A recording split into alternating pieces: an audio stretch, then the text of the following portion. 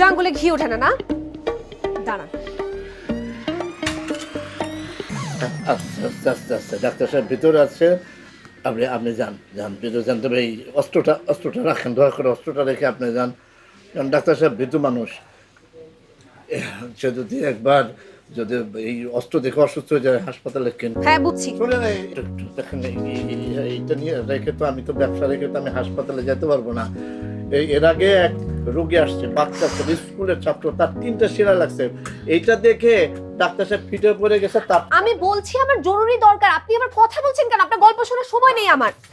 যাবে না, ডাক্তার সাহেব রাগ হবে। আরে থামেন প্লিজ, একটু বাসায় চলুন। গোপাল ভাঁড়। জি, আপনি আপনি প্লিজ বসুন।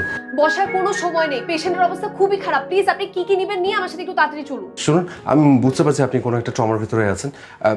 আপনি এক কাজ করুন, আপনি জোরে শ্বাস নিয়ে আস্তে করে ছেড়ে দিন, দেখবেন রিল্যাক্স হয়ে গেছেন। প্লিজ বসুন।